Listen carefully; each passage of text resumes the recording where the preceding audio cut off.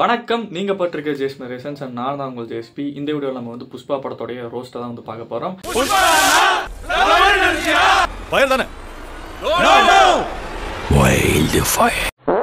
எனக்கு ஆக்சுவலா படம் வந்து பார்த்து முடிச்சதுக்கு அப்புறம் ஒரு பெரிய மேரத்தானே ஓடின ஒரு ஃபீல் வந்து வருது. சாணி பெசஞ்சு இப்படி நல்லா பெசஞ்சு ஃப்ரெண்ட்ஸ் பட்டிச்சிங்கன்னு வச்சு எப்படி அடிக்குன்னா இந்த படம் வந்து ஒரு மிகப்பெரிய ஒரு சம்பவம், ஒரு மிகப்பெரிய எடுத்துக்காட்டு, ஒரு வரலாற்றையே கிரியேட் பண்ண ஒரு படம் தான். ஏன்னா பார்த்தீங்கன்னா ஒரு பேன் இண்டியா படத்துக்கு நல்லா தேவை. ரொம்ப கல்ச்சரலிஸ்டிக்கான ஒரு அணுகுமுறை, ஒரு சீக்வல், அது போக ஹீரோ சென்ட்ரிக்கா ஒரு பயங்கர மொமெண்டமாக இருக்கக்கூடிய மிகப்பெரிய மாசான சீக்வன்சஸ், அண்ட் அது போக ஹீரோ தான் சேவியர், ஹீரோ தான் வந்து காட் அப்படிங்கிற மாதிரியான ஒரு கதைக்களம், கேமியோ ரோல்ஸ், இதெல்லாமே வந்து இருக்கக்கூடிய ஒன்று தான் ஒரு பர்ஃபெக்டான பேன் இண்டியா படம் அப்படின்னு சொல்லுவாங்க. ஸோ இந்த படம் ஒரு பெஞ்ச் மார்க்கை கண்டிப்பாக வந்து செட் பண்ணியிருக்கோம். நான் சும்மா ஒன்று சொல்ல சீரியஸாக சொல்றேன். சோ இந்த மாதிரி எல்லாத்தையும் கலந்தடிச்சு கேவலமான ஒரு படத்தை நீங்க எடுத்து காட்டுங்கடா, இதுதான்டா இருக்கிறதுல லோயஸ்ட் அப்படிங்கிற ஒரு பெஞ்ச் மார்க்கை இந்த படம் செட் பண்ணிட்டு. யோகி பாலகுடி குடிக்க மாட்டேன்னே, நீ என்ன பண்ணுவ? அப்பா கிட்ட சொல்லிடுவேன். சொல்லிக்கோ. அப்புறம் நான் வந்து புதுசா ஒரு ஆதாரம் எடுத்திருக்கேங்க. ஸோ இருங்க மெக்கி ப்ராப்பர்ட்டியில் எடுத்துக்குவோம். டன்டடாய் இல்லை வேண்டாம், இது இங்கே இருக்கட்டும். அதாவது மாலை போட்ட சொன்ன மாதிரி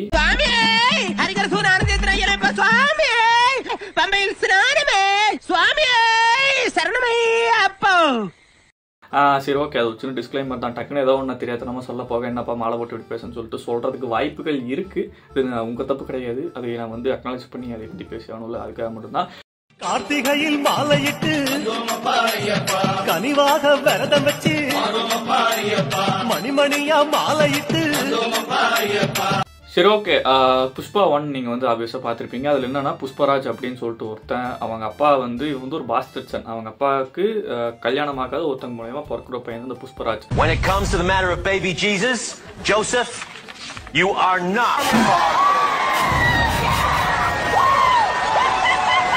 ஸோ அதனால அவனுக்கு ஏகப்பட்ட இடத்துல ஒதுக்கல்கள் அப்படிங்கிறது வந்து இருக்கும். அவங்க அண்ணன் வந்து அவங்க அப்பாவுக்கு முறைப்படி பிறந்த பையன் வந்து இவன் வந்து அக்செப்ட் பண்ணிக்க மாட்டாரு. ஸோ அதனாலே வந்து ஒதுக்கப்பட்டு இருக்காங்க. சந்தனமர காலத்தில் கொஞ்சம் நாலேஜபிளான ஒரு மாதிரி ஐடியாஸ்லாம் கொடுத்து கடத்தி ஒரு சக்ஸஸ்ஃபுல்லான ஒரு ஆண்டர்பிரனர் தனி மாத்திக்கிறதா நினைச்சு ஒரு சம்பவம் பண்ணிருப்பான். இதெல்லாம் எங்கடா ஆண்டர்பிரனர்ஷிப்ல இதெல்லாம் எங்கடா வருது? டேய், அவன் பண்றதே தப்பு. சரியா? அதாவது இந்த படம் எடுக்கிறவங்க என்ன மைண்ட் செட்ல எடுத்து எனக்கு புரியல. அவன் பண்றதே தப்பு. நீங்க வந்து அதையே குளோரிஃபை பண்ணி இது பாருங்க, it's a beautiful shit. Very interesting, but I don't care. அவன் என்னதான் ஊருக்கு வந்து நல்லவனா தெரிஞ்சாலும் அவன் வந்து at the end of the day ஒரு தப்பு தான் பண்ணிட்டு இருக்கான். இதே நீங்க வந்து இவ்வளவு குளோரிஃபை பண்ணி ஒரு படமாக்கி ஒரு மாஸ் ஆக்கி ஒரு படம் எடுக்கிறத எப்படி வந்து எல்லாரும் அக்செப்ட் பண்ணிக்கிறீங்க அப்படிங்கிறது எனக்கு சுத்தமா புரியல. பேசிக்காதீங்க தம்பி, வெறி ஆயிரப்புறம் காலையில ஒன்னொன்னுக்கு ஒரு அமைப்பு இருக்கும். ஸோ இப்போ முடி திருத்துவர்கள் அப்படின்னா அவங்களுக்கு ஒரு அமைப்பு இருக்கும். ஸோ அதே மாதிரி மல்லிகை கடை வச்சிருக்கவங்களுக்கு ஒரு அமைப்பு இருக்கும். அந்த மாதிரி ஒரு அமைப்பா சந்தன மரம் கட்டினவங்களுக்கும் ஒரு அமைப்பு இருக்கு. ஸோ அந்த அமைப்புக்கு இவன் ஹெட்டா வந்து மாறுறான் ஒரு எம்பியோடைய ஒரு இன்ஃப்ளூயன்ஸ் மூலயமா. டேய், நீ காசு கொடுத்து தப்பு பண்ணிட்டு இருக்க. உங்களுக்கு ஒரு சங்கம், அந்த சங்கத்துக்கு ஒரு தலைவன், அந்த தலைவனுக்கு புஷ்பாக்கு எம்பி ரெக்கமெண்டேஷனோட ஸ்ட்ரெயிட்டா புஷ்பா வந்து தலைவனா மாறுறான்.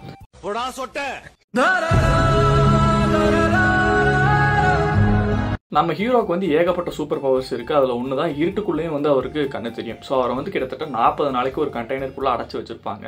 அவரோட என்ட்ரி சீன் அது. அவர் வந்து 40 நாள் கண்டெய்னருக்குள்ள இருப்பாரு.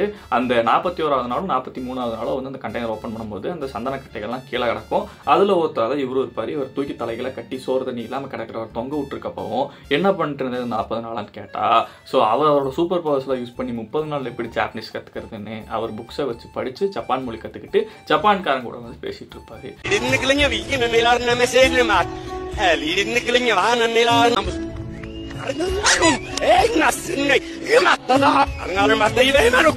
ஸோ நான் இதுல இருந்து ஒரு கோர்வையா வருவோம். 2 ஸ்டோரி. ஃபர்ஸ்ட் ஸ்டோரி வந்து ராஷ்மிகா இருக்காங்களே, அவங்க வந்து இது வரைக்கும் புஷ்பாட்ட ஒண்ணுமே கேட்டதில்ல. ஸோ முதல் முறையா எனக்கு ஒரு போட்டோ வேணும் அப்படின்னு கேட்கறாரு. போட்டோன்னு இப்படி பிடிச்சிட்டு போன் இப்படி வச்சு அந்த மாதிரி போட்டோ இல்ல, அந்த போட்டோ அவங்க டெய்லியும் பார்த்துட்டு தான் இருக்காங்க. மறுபிறவி வேண்டுமா? அவங்க போட்டோன்னு எதை கேட்குறாங்கன்னா, சிஎம் கூட வந்து போட்டோ எடுத்து கொடுங்க, நான் வந்து அதையே பெருசாக ஃப்ரேம் போட்டு வீட்டில் வந்து மாட்டிருக்கணும்னு கேட்குறாங்க.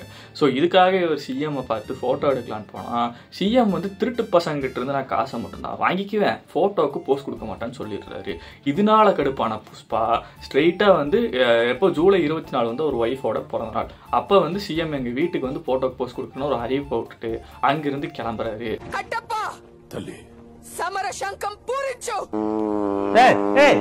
முதலவட்ட புக்கலண்ணே இப்போ வந்து டேட் எல்லாம் அனௌன்ஸ் பண்ணியாச்சு. புதுசாக சிஎம் வேறு இவங்க வீட்டுக்கு வராரு அப்படிங்கிற மாதிரிலாம் இவங்க சொல்லியாச்சு.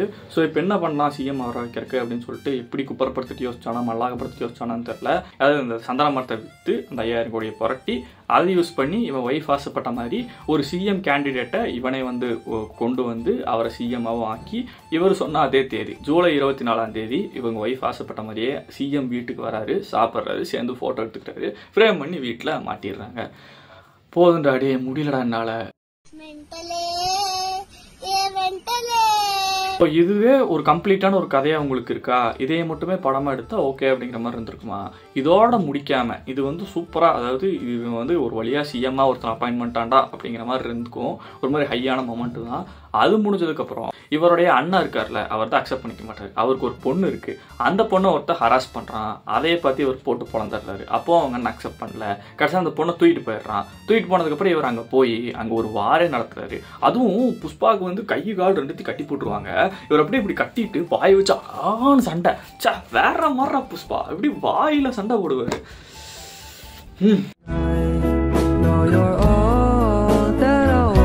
ஒரே ஆளா இருப்பாரு. இங்க இருந்து சைக்கிள் பறப்பாரு, பறந்து உங்களுக்கு சங்க பிடிச்சிருவாரு, அவ்வளவுதான் நாக் அவுட். அதுக்கப்புறம் இங்க இருந்து இப்படி போட்டு இப்படி பிடிச்சி இப்படி எடுத்து ஃபெட்டாலிட்டி அப்படியே போட்டு எல்லாத்தையும் போட்டுருவாரு, அதாவது கொன்றுவாரு. அந்த சீக்வன்ஸ்லாம் நீங்க பார்த்துருக்கணுமே, சில்லறை சதற விட்டுருப்பீங்க. வேற மாதிரி சம்பவம். வாயில சண்டை போட்டாருங்க. வாயில ஒருத்தன் கழுத்து இப்படி இப்படி கட்டிச்சு குதறி விட்டுருவாரு. ஒரு பெரிய வாரே போட்டு கடைசியில் இவங்க வீட்டு பொண்ணு மேலே கை வச்சு அவனை கொண்டுட்டு அந்த பொண்ணை வந்து சேஃபாக கூப்பிட்டு வந்து விட்டுருவான். அண்டு அவன் இதில் தான் ஒரு சின்ன மிஸ்டேக் பண்ணிட்டான். இது இப்படி இந்த பொண்ணை கடத்திட்டு போனான் பார்த்தீங்களா, அவன் வந்து பிஎம் இருப்பார்ல, பிஎம்மோடைய தம்பி பையன். ஸோ அங்கே ஒரு பெரிய சிக்கலாயிடுச்சு.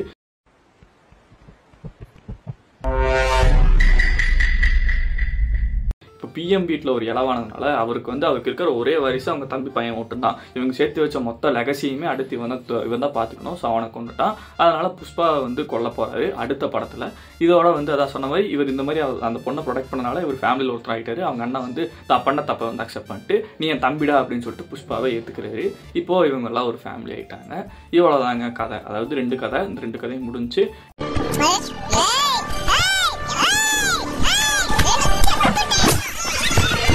ரெண்டுல என்ன ஆகும்னா, இந்த மாதிரி அவரை வந்து ஃபுல்லா பகைச்சுக்குவான். அடுத்து 3rd பார்ட்ல வா உனக்கு வச்சு நல்லா செஞ்சுடுறேன் அப்படின்னு சொல்லிட்டு 3rd பார்ட்டுக்கு லீட் கொடுத்து முடிச்சுக்குவாங்க.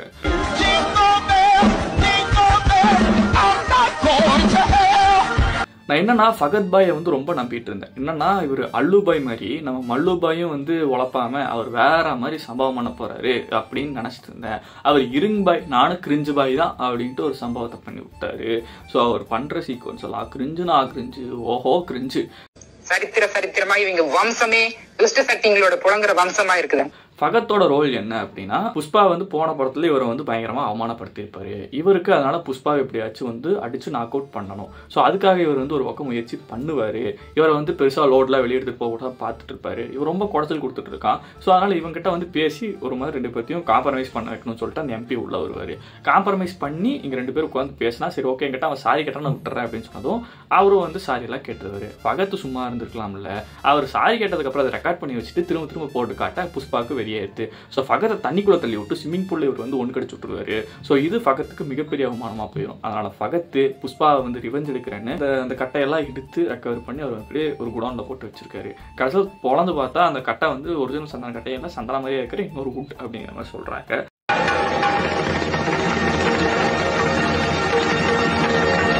ஸோ அதுக்கப்புறம் இவர் கடுப்பாகி இவருக்கு இதுக்கப்புறம் என்ன பண்ணுறதுனே தெரியாது. மொத்தமாக அந்த கட்டை எல்லாத்தையும் கொளுத்திடுவார். கொளுத்திட்டு அங்கேயே அவரும் உட்காந்து சாகிற மாதிரி அந்த சீனை முடிச்சிருப்பாங்க. அதுக்கப்புறம் படத்தோடைய சாங்ஸுக்கு போயிடுவோம். சாங்ஸ்ன்னு பார்த்தீங்கன்னா மொத்தமாகவே 4-5 பாட்டு இருக்கும். ஒரு 2 பாட்டு தான் வந்து எல்லா பக்கம் பட்டி தொட்டி எங்கும் பரவுனது. பூ சொல்ற மாதிரி கிசிக்குன்னு ஒரு பாட்டு வந்து நல்லா ட்ரெண்ட் ஆச்சு. அது போக பீலிங்ஸ். ஸோ பீலிங்ஸ் பாட்டு வந்து எனக்கு வந்து பெருசாக ஒர்க் அவுட் ஆன மாதிரி தெரியல. இந்த இடத்துல நான் வந்து இது வந்து நிறைய பேர் இதுக்கப்புறம் தூக்கிட்டு வருவாங்க. நான் வந்து இது ஃபர்ஸ்ட் ஆளாக வந்து டிஃபெண்ட் பண்ணி பேசிடுறேன். என்னன்னா ராஷ்மிகா இருக்காங்கல்ல, அவங்க வந்து எப்போவுமே இவர் ஃபீலிங்ஸ்னு சொல்லிட்டு இவர் கூட வந்து கொஞ்சம் ரொமான்ஸ் ரிலேஷன் ரிலேஷன்ஷிப்ல இருப்பாங்க. எப்போ பார்த்தாலும் 18+ இவர் பிடிச்சி போடணும் அப்படிங்கிற மாதிரி ஒரு மைண்ட் செட்லேயே அவங்க இருந்துட்டு இருப்பாங்க.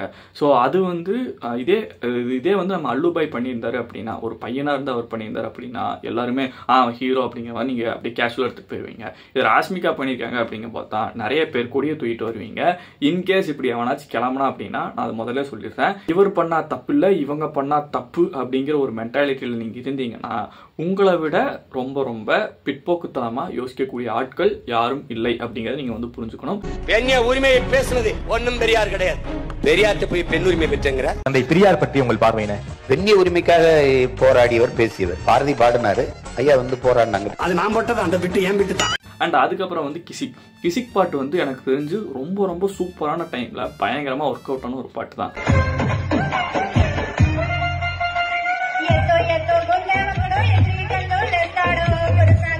ஒரு சிஎம் கூட போட்டோ எடுக்கலான்னு போயிருப்பாரு. இவர் வந்து போட்டோ எடுத்துக்க மாட்டேன்னு சொல்லும்போது அந்த போட்டோகிராஃபர் இருப்பார்ல, தெரியாம வந்து அவர் கிளிக் பண்ணியிருப்பாரு. கிளிக் பண்ணும்போது கிசிக்னு ஒரு சவுண்ட் வந்துருக்கும். ஸோ அதை வந்து இந்த சிஎம் வந்துட்டு எனக்கு வந்து கிசிக்னு ஒரு சவுண்ட் கிடைச்சு உன் கேமராவை கூட வந்து கேமராவில் இருக்க அந்த ரோலை பூரா அப்படியே எடுத்து வீசிடுவாரு.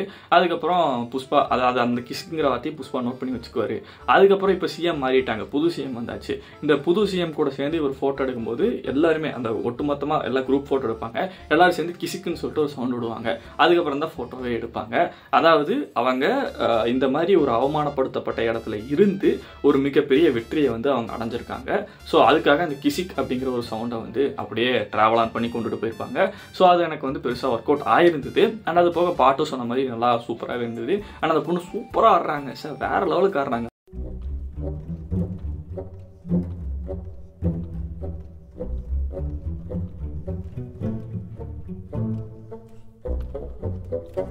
எனக்கு ஒன்றும் பெருசாக ஒரு விஷயம் இருக்குங்க. ஸோ என்னன்னா இங்கே வந்து ஒரு வேண்டுதல் இருக்கும் இல்லைங்களா, வேண்டுதலுக்காக ஆம்பளைகள்லாம் வந்து என்ன பண்ணுவாங்கன்னா சாரியெல்லாம் வேர் பண்ணிட்டு ஒரு காடஸ் முன்னாடி போய் நின்று அவங்களோட வேண்டுதலை வந்து வைப்பாங்க. ஸோ இதே வந்து அல்லு அர்ஜுன் பண்ணியிருப்பாரு. கிட்டத்தட்ட ஒரு 20 நிமிஷம் வரைக்கும் அவர் சாரியில் தான் இருப்பார். அந்த டைமில் அவர் வந்து சாமி ஆடுற மாதிரி ஆடுவார். வேற மாதிரி சீக்வன்ஸ் அது அப்படியே 2 நிமிஷம் பயங்கரமாக பர்ஃபார்ம் பண்ணிருக்காரு. அது கொஞ்சம் அப்படியே ட்ராப் கூட இல்லைங்க, அந்த இடத்துல சம்மந்தமே டக்குன்னு ஃப்ரீஸ் பண்ணிட்டு ராஷ்மிகா உள்ள வந்து நீ எனக்காக இவ்வளோ பண்ணுவியா சாமின்ட்டு ஐயா சாமி அப்படின்னு திரும்ப சாமி பாட்டுக்காரர் காமிச்சிருவாங்க. சாமி சரணம் எனக்கு வந்து அப்படிதான் ஃபீல் ஆச்சு.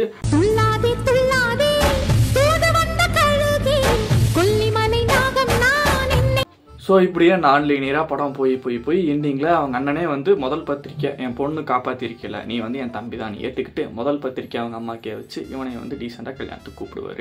ஸோ இப்போது பிஎம்மாக இருந்த ஜெகபூர் இருக்கார்ல, அவருக்கு கொஞ்சம் கடுப்பாயிரும். இவன் என்ன இப்படி பண்ணிட்டான், ஸோ அவன் நான் பழி வாங்கணும், என் தம்பியும் கொண்டுட்டான், என் தம்பி பையனையும் கொண்டுட்டான், ஸோ நான் அவனை கொல்ல போகிறேன் அப்படின்ட்டு. எனக்கு தெரிஞ்சு போஸ்ட் கிரெடிட் சீனில் வந்து ஃபகத் ஃபாசிலாக இருக்கிறதுக்கு வாய்ப்பு இருக்குது. கையெல்லாம் கொஞ்சம் வெந்த மாதிரி இருக்கும். ஸோ நீங்கள் இன்கேஸ் அது எதாவது பார்க்க முடிஞ்சா பாருங்கள், அது கொஞ்சம் வெந்த மாதிரி இருக்கும் கையெல்லாம். ஸோ ஆப்வியஸாக ஃபகத் வந்து அந்த பிளாஸ்ட்லேருந்து மேபி தப்பிச்சிருக்கலாம், வெந்ததுனால நான் சொல்றேன். ஸோ ஒரு பாமை வச்சு புஷ்பாவோட அந்த தங்கச்சி கல்யாணத்துல ஒரு பெரிய பிளாஸ்ட் நடக்கும். ஸோ அதோட வந்து படத்தை கிளிஃப் ஆங்கிள் முடிச்சிருப்பாங்க. சின்ன பிள்ளைல எல்லாம் பேய் அப்படின்னு பயப்படுவாங்க. நான் சுடுகாட்டுல தான் போய் அந்த படுத்தே கிடப்பேன். அங்க விளக்கறியும் அதுல தான் போய் படிப்பேன். அப்ப எனக்கு அச்சமே கிடையாது. ஸோ அவ்வளோதான். என்னை கேட்டால் பார்ட் 3 எடுக்க வேணாம், நீங்களா பெருசாக தேட்டருக்குலாம் போகாதீங்க. நீங்கள் இப்படியே விட்டீங்கன்னு வச்சுக்கோங்களேன், அங்கே வந்து வெடிச்சிருச்சு, அதோட புஷ்பா படம் முடிஞ்சிருச்சு அப்படின்னு சொல்லிட்டு அவங்களே முடிச்சிருவாங்க. இதுவும் நீங்கள் போய் நல்லா வரவேற்பெல்லாம் கொடுத்துட்டீங்க அப்படின்னா 2026 2027 பார்ட் 3 வந்து நிற்பானுங்க. தயவு செஞ்சு சொல்கிறேன், நீங்கள் புரிஞ்சுக்கங்க, பொழைச்சிக்கங்க. பார்ட் 3 வேணாம், எனக்குலாம் தலைவலி வந்தது தான் மிச்சம். இதுதாங்க ஓவராலாக படத்தோட கதை என்னன்னு சொல்லிட்டேன். அது போக படத்தை வந்து முடிஞ்ச வரைக்கும் அங்கங்கே கிளிப்பிங்கெல்லாம் போட்டு ஏதோ ரோஸ்ட் பண்ணுறதுக்கு ட்ரை பண்ணியிருக்கேன். சிரிப்பு வந்திருந்தால் நீங்களும் ஒரு இடத்துல சிரிச்சிருக்க வாய்ப்பு இருக்குது.